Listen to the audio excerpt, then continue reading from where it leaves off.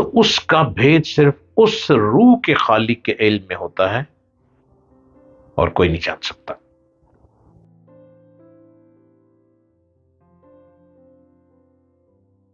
السلام علیکم، امید ہے کہ آپ خیریت سے ہوں گے اور زندگی کے دنوں کو محبت اور خوشیوں سے گزار رہے ہوں گے۔ پیار دیں اور پیار لیں، یہی زندگی کا مین موٹو ہونا چاہیے، اور ہر انسان کی خدمت کریں اور انسانیت کے مکمل تک کام کرتے چلے جائیں، اور ہمارا چونکہ خلوص انسانوں کے ساتھ رہنا چاہیے۔ Humanity and mankind it's best. میرے چینل کو سبسکرائب کیجیے، ڈاکٹر جلیل اسلم آفیشل، اور آپ میری باتیں ہر روز نئی ویڈیو کے ساتھ سنتے چلے جائیے۔ روح اور روحانیت ایک ایسی گتھی ہے جسے آج تک کوئی نہیں سلجھا سکا۔ روح صرف اللہ کی طرف سے آتی ہے اور واپس اسی کی طرف چلی جاتی ہے۔ کوئی انسان اگر اپنی زندگی میں کسی روحانی کیفیت سے گزرتا ہے تو اس کا بھید صرف اس روح کے خالق کے علم میں ہوتا ہے اور کوئی نہیں جان سکتا۔ مجھے لندن میں چند ایسے جو لوگ مسلمان ہوئے ہیں ان سے ملنے اور ان کے بارے میں معلومات حاصل کرنے کا موقع ملا۔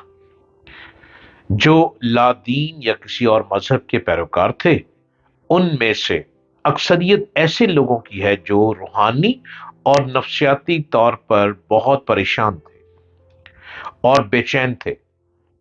انہوں نے کسی کے کہنے پر یا اپنے طور پر قرآن پاک کو ایک کتاب کے طور پر پڑھنا شروع کیا تو رفتہ رفتہ ان کی بے چینی اور ڈپریشن میں کمی آنا شروع ہو گئی۔ قرآن پاک کو اپنی زبان میں مکمل طور پر پڑھنے اور سمجھنے کے بعد انہیں یوں لگا کہ اللہ کی یہ کتاب واقعی راہ ہدایت ہے، یہ روشنی ہے جس کی تلاش میں وہ مارے مارے پھر رہے تھے۔ اس کتاب حکمت کو پڑھنے اور سمجھنے کے بعد نہ تو انہیں کسی خانقاہ یا درگاہ سے منسلک ہونے یا اپنی حاجات کے لیے کسی پیر فقیر سے رابطے کی ضرورت محسوس ہوئی، اور نہ ہی کسی عالم فاضل یا کسی خاص مسلک اور عقیدے کے مولانا یا علامہ سے کوئی سرٹیفکیٹ یا سند لینے کی حاجت رہی۔ قرآن پاک کی تفہیم نے ان کی زندگی کو آسان کر کے روحانی اور نفسیاتی بے چینیوں کا مداوع کر دیا۔ اگر ہم پیدائشی مسلمانوں کا ان جو ابھی مسلمان ہوئے ہیں سے موازنہ کریں جنہوں نے قرآن پاک کو اور سمجھ کر ہوش و حواس سے اسلام قبول کیا ہے، تو ہمیں دونوں طرح کے مسلمانوں کے رویوں، طرز فکر، طرز زندگی اور ترجیحات میں واضح فرق نظر آئے گا۔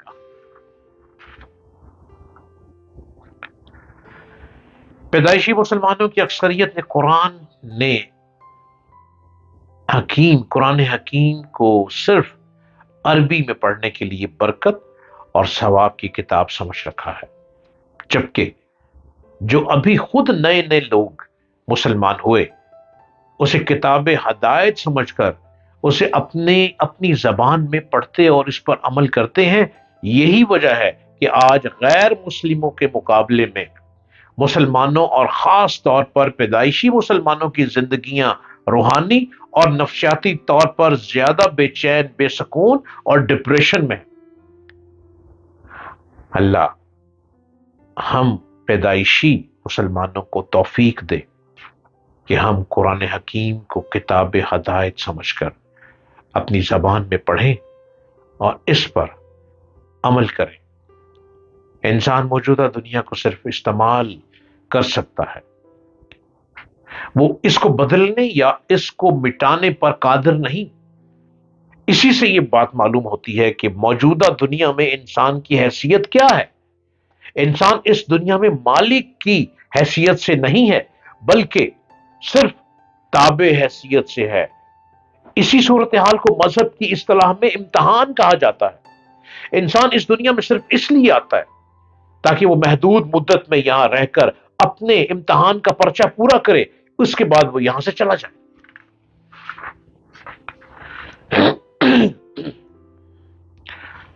اس سے زیادہ کسی اور چیز کا اس کو اختیار نہیں۔ بعض انسان دنیا کے حالات سے مایوس ہو کر خودکشی کر لیتے ہیں۔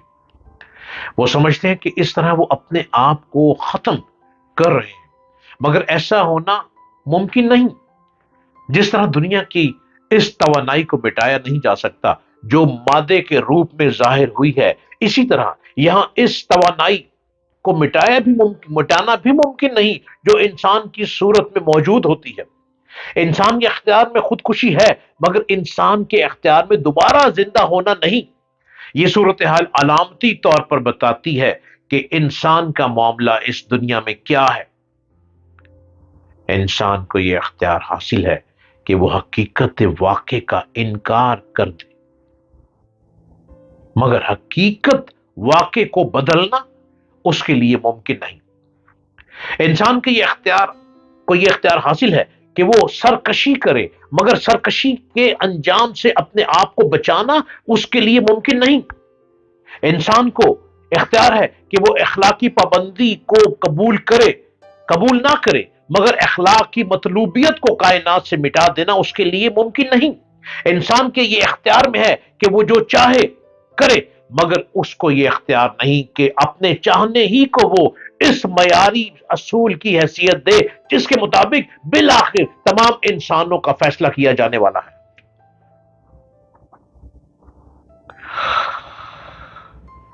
انسان اس دنیا میں آزاد ہے، مگر اس کی آزادی محدود ہے نہ کہ لامحدود۔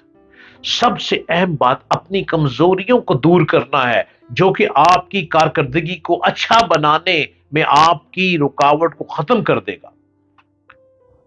آپ خود کو بہتر کرنے کی جستجو کریں، کیونکہ آپ کے پاس شعور ہے، آپ کے پاس علم ہے، آپ کے پاس عقل ہے، آپ میدان چت کر سکتے ہیں۔ مگر حقیقت یہ ہے کہ کوئی بڑا فکری کام وہی شخص کر پاتا ہے جو اپنے سارے جسم کا خون اپنے دماغ میں سمیٹ دے۔ بہت سے لوگوں کا حال یہ ہوتا ہے کہ وہ اپنی قوت کو تقسیم کیے ہوئے ہوتے ہیں، وہ اپنے آپ کو ایک مرکز پر یکسو نہیں کرتے، اسی لیے وہ ادھوری زندگی گزار کر اس دنیا سے چلے جاتے ہیں۔ ہر کام آدمی سے اس کی پوری قوت مانگتا ہے۔ وہی شخص بڑی کامیابی حاصل کرتا ہے جو اپنی پوری قوت کو ایک کام میں لگا دے۔ اپنے آپ کو بہتر انسان بنا سکتے ہیں آپ خود۔ ذرا ہمت کیجئے، ہماری باتوں کو غور سے سنیے، حوصلہ ہم آپ کو دیتے ہیں۔ میدان میں آپ نے اترنا ہے اور اپنے آپ کو بہترین انسان ثابت آپ خود کر سکتے ہیں۔